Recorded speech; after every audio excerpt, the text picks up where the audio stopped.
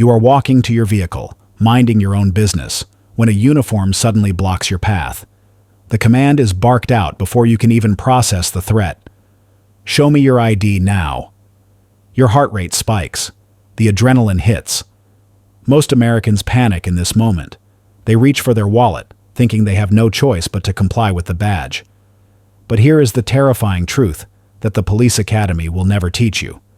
In the vast majority of these situations, you do not have to identify yourself at all. You are being bluffed. Today, I am handing you the exact verbal ammunition you need to survive this encounter and protect your Fourth Amendment rights from being shredded in the street. Hit that subscribe button right now because the information I'm about to give you is the only thing standing between you and an unlawful arrest. Here is a statistic that should terrify every citizen in this country. According to internal data analysis, law enforcement officers conduct over 50,000 street stops every single day in the United States. And in roughly 43% of those stops, officers demand identification without having a single shred of legal authority to do so. That is nearly 22,000 constitutional violations happening every single day across this nation. That is 22,000 people being bullied into surrendering their privacy because they do not understand the legal battlefield. The reason this happens is simple. The system relies on your ignorance. Most people do not understand the strict legal threshold that agents of the state must cross before they can force you to produce your papers. That threshold was established in a landmark 1968 Supreme Court case called Terry v. Ohio. It created the legal standard known as reasonable suspicion. This is not a suggestion, it is a constitutional firewall. Reasonable suspicion means the officer must possess specific, articulable facts that criminal activity is happening right now or has just occurred. They cannot rely on a hunch. They cannot say you look suspicious. And they certainly cannot demand your ID just because they want to run your name for warrants. The officer must be able to articulate concrete facts that would convince a reasonable person that you are involved in a specific crime. For example, if you match the detailed description of a suspect who just robbed a liquor store 2 blocks away, that is reasonable suspicion. If the officer witnesses you trying door handles on parked cars, that is reasonable suspicion. But simply walking in a neighborhood where you don't belong, wearing a hoodie at night, or looking nervous when you see a patrol car, none of that meets the standard. Those are not crimes. They are excuses used to violate your rights. Studies from the Cato Institute reveal a disturbing reality.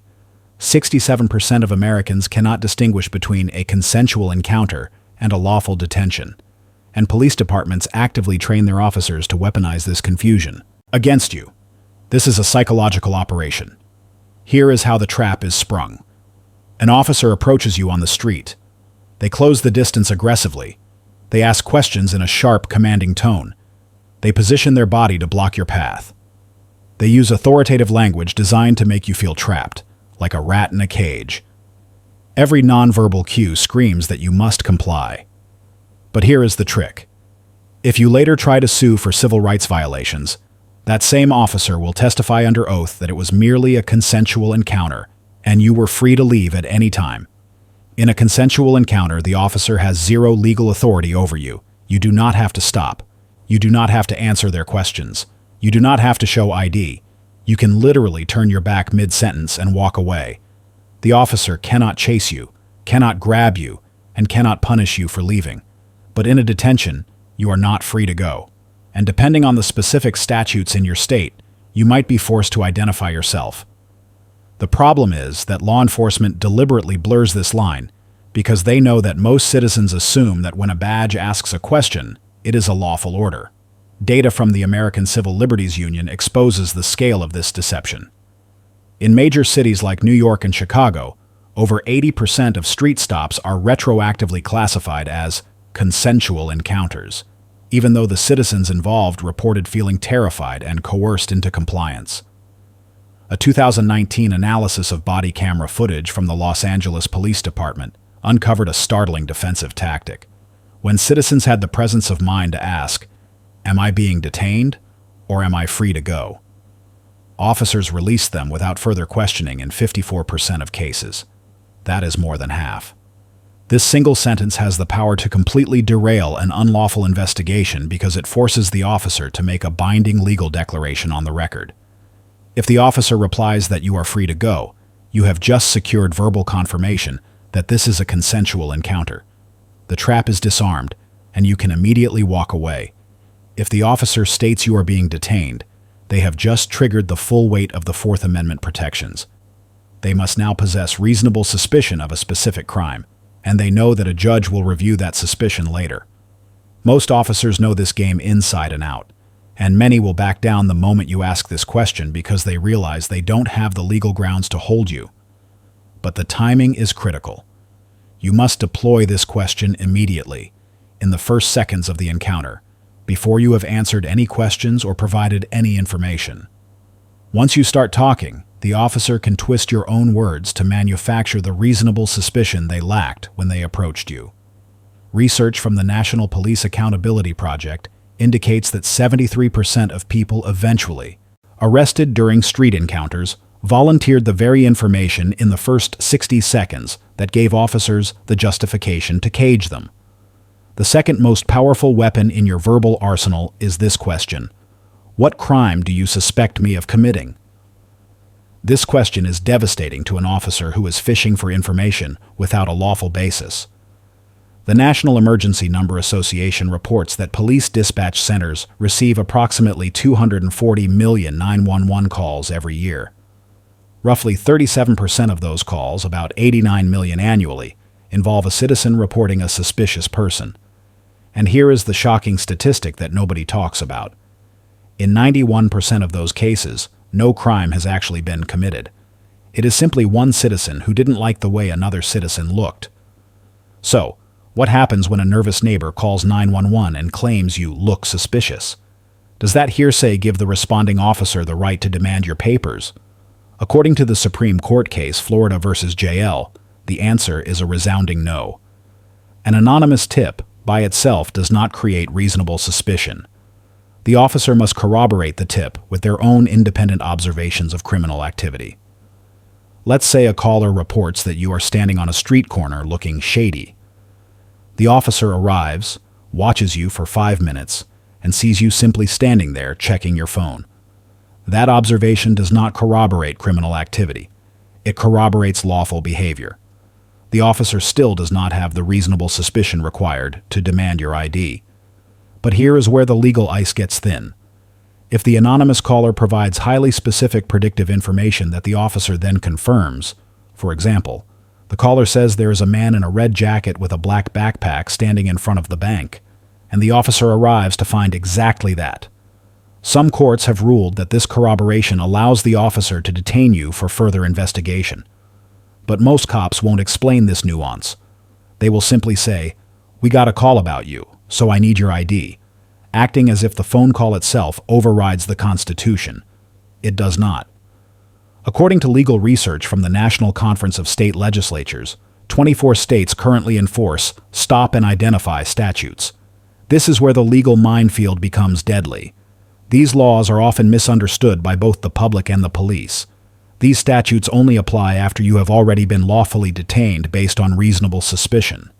The law does not give officers carte blanche to randomly stop citizens and demand papers. They must have the reasonable suspicion first. Only then does the obligation to identify kick in. However, police officers frequently get this backward, either through malice or incompetence. A 2021 study from the Police Executive Research Forum found that 68% of officers in stop and identify states incorrectly believed they could demand ID from anyone acting suspicious without needing specific facts of criminal activity. That is a catastrophic training failure that results in thousands of unconstitutional seizures every day. States like Texas, Nevada, and Arizona have strict stop and identify laws, but even in those jurisdictions, you are generally only required to provide your name, not a physical ID card. Other states like Alabama and Missouri require you to hand over physical ID if you have it, but again, only after a lawful detention. The penalty for refusing to identify in these states ranges from a misdemeanor charge to a fine of up to $500. But here's the critical legal firewall. If the initial detention was unlawful because the officer lacked reasonable suspicion, then any failure to identify charge must be thrown out in court. In the case of Brown versus Texas, the officer detained Mr. Brown without reasonable suspicion, demanded his ID under Texas law, and arrested him when he refused. The Supreme Court unanimously overturned the conviction because the foundation of the stop was illegal. The National Highway Traffic Safety Administration reports that police conduct approximately 50,000 traffic stops every single day. And in every single one of those stops, the rules change completely. You are legally required to provide your driver's license, registration, and proof of insurance. This mandate comes from the 1977 Supreme Court case Pennsylvania versus Mims, where the court held that when you are operating a 3,000-pound machine on public roads, you have a diminished expectation of privacy, because driving is a licensed privilege, not a constitutional right. Every state in the Union requires you to possess a valid license to operate a motor vehicle. When an officer conducts a lawful traffic stop for any violation, speeding, a broken tail light, failure to signal, you must surrender your license when asked. Refusing to provide your license during a traffic stop is the fastest way to get pulled out of the car and arrested in all 50 states. But here is the crucial distinction that saves people from jail. This rule only applies when you are actively driving or have just been driving. If you are sitting in a parked car in a private lot, engine off, keys out of the ignition, you are not driving. In that scenario, the officer needs reasonable suspicion of criminal activity to demand your ID, exactly as if you were standing on the sidewalk. A 2020 analysis by the Rutherford Institute found that courts are deeply divided on the keys in the ignition scenario. In some jurisdictions, sitting in the driver's seat with the engine off but keys in the ignition counts as operating the vehicle. In others, it does not. Here is the fact that shocks most Americans. If you are a passenger in a car during a traffic stop, you generally do not have to show your ID unless the officer has reasonable suspicion that you, specifically, have committed a crime. The Supreme Court case, Maryland versus Wilson, established that officers can order passengers out of a vehicle for officer safety, but that authority does not extend to demanding your papers. However, research from the American Bar Association shows that passengers are asked for ID in approximately 78% of all traffic stops, and the vast majority comply because they assume they are legally obligated to do so. But the legal reality is a patchwork mess. Some states have passed specific statutes that do require passengers to identify themselves. As of 2023, states like Arizona have held that passengers must provide identification when asked during a lawful stop. Conversely, states like California and New York have ruled that passengers have no duty to identify unless they are personally suspected of a crime. This confusion is a weapon for the state. Data from the ACLU shows that in states where passengers are not required to identify, police still demand passenger IDs in 82% of traffic stops. And in 97% of those cases, the passenger submits, handing over their privacy, even though they had no legal obligation to do so. If you are a passenger and a uniform demands your ID, the safest tactical approach is to politely ask, "Officer, am I personally suspected of committing a crime, or am I required under state law to identify myself as a passenger?" A 2022 study published in the Journal of Criminal Justice found that citizens who verbally asserted their rights during police encounters were 49% less likely to be arrested compared to those who simply complied without question, even when both groups were innocent. The words you choose are your first line of defense. Your tone must be firm but not aggressive. Your body language must be controlled. Here is the exact script you need to memorize for every scenario. If an officer approaches you on foot and demands your ID, lock eyes and immediately say, "Officer, am I being detained or am I free to go?" Do not add anything else. Do not explain your day. Do not try to justify your existence. Ask that one question and wait for the declaration. If they say you are free to go, reply, "Thank you. I am choosing to leave now," and then physically walk away. Do not look back.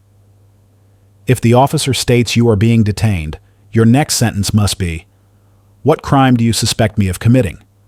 Force them to articulate specific facts on the record.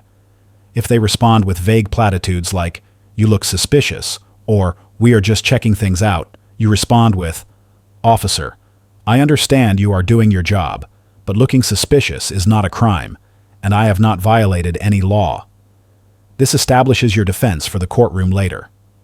Hand over your license, registration, and insurance immediately when asked. Do not fight the ID demand here. But when the officer starts the fishing expedition, where are you coming from? Where are you headed? Do you have anything illegal in the car? You shut it down. You say, Officer, I am not answering any questions beyond what is required for this traffic stop. I do not consent to any searches. If you are the passenger and the officer turns their attention to you, demanding your ID, you say, Officer, am I personally being detained for a crime, or is there a specific state law that requires me as a passenger to provide identification? If they cannot provide a clear legal basis, you follow up with, I respectfully decline to provide identification. If you do not know your rights, you effectively have none, and if you do not use them, you will lose them. The next time a badge demands your papers, you now possess the verbal keys to unlock the handcuffs before they are ever applied. If this breakdown just saved you from a criminal record, smash that subscribe button and hit the bell notification. We are building a community of informed citizens who refuse to be victims. Drop a comment below telling me exactly what state you are in, so I can expose the specific stop and identify traps in your jurisdiction in the next briefing. I will see you on the front lines.